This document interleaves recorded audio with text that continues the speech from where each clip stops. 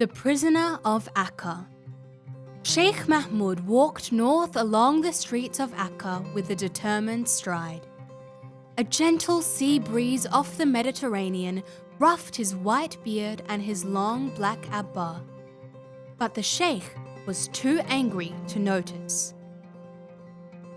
The Persian government and the Ottoman Empire might be afraid to execute an enemy of Islam, but he, Sheikh Mahmud, was not. As the brick prison barracks came into view, Sheikh Mahmud clutched the cold metal dagger more tightly beneath his cloak. The task was simple and would surely please God. He would eliminate the heretic who dared to claim he was God's chosen messenger.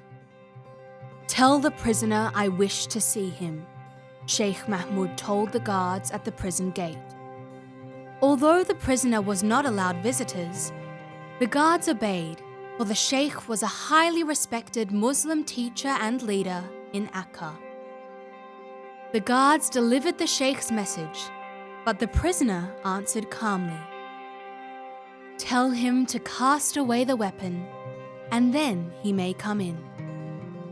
Sheikh Mahmud was startled when he heard the reply. How could the prisoner know about the dagger? It was still well hidden, and he had told no one of his plan. Puzzled and upset, the sheikh returned home. But Sheikh Mahmud was not a man to be thwarted when he set his mind to do something. And he was physically strong. He did not need a weapon. His own two hands were strong enough to accomplish the task. The determined Sheikh Mahmud returned once again to the prison. Once again, he asked to see the prisoner. This time, the reply came, "Tell him to purify his heart first, and then he may come in." The sheikh was astonished to hear such an answer. What magic did this prisoner possess that he could read the inner secrets of his heart? Once again, he left the prison, more deeply disturbed this time, his mission still unaccomplished. Later, the troubled Sheikh Mahmud fell into a deep sleep. He dreamed about his father, who was long dead, and about a wise old sheikh who had visited his father when Mahmud was a boy of 10. The sheikh had told Mahmud to watch for the coming of the Lord, the promised one sent by God. He would come to Akka, the sheikh had said, when Mahmud was a grown man. He would speak Persian and dwell in an upper room at the top of a long flight of stairs. When Sheikh Mahmud awoke, his dream lingered with him, vivid and clear.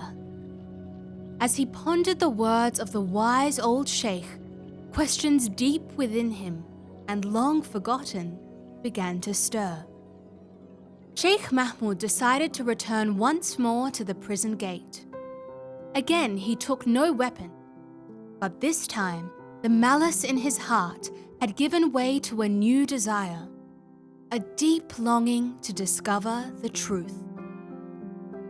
This time, when Sheikh Mahmud asked to see the prisoner gave his consent. The sheikh walked up a long flight of stone stairs that led to the prison cells. He spoke first with the prisoner's eldest son, who prepared him to meet with his father. Finally, Sheikh Mahmud stood at the threshold of the prisoner's cell and was given permission to enter. The one who stood before him was of middle age and average height, with jet black hair and beard. As a prisoner, he had survived the black pit of Tehran and the mountainous winter journey into exile. He had endured the torture of the bastinado, the soles of his feet beaten until they bled, and the weight of a 100-pound chain that left its scars upon his neck. He had faced down assassins and their guns in Baghdad, but his hand was no longer steady, and his writing wavered now from the poison that had been meant to end his life.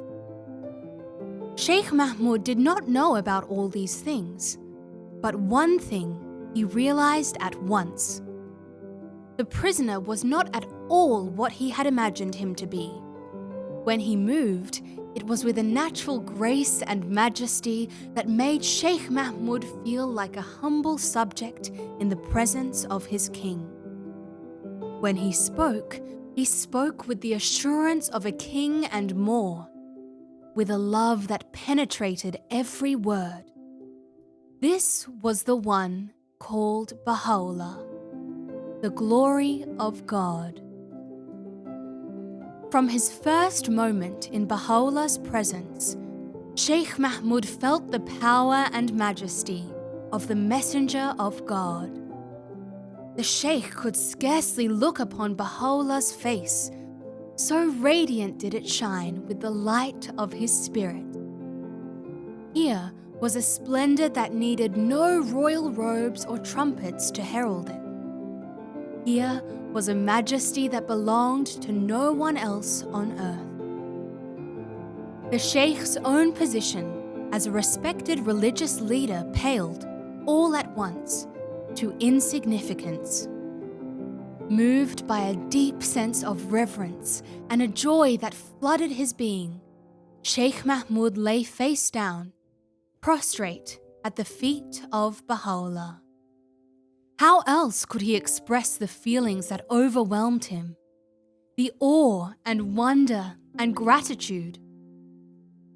How could he explain the certain knowledge that filled his heart? He was but a candle in the presence of the sun. The Lord had indeed come to Akka.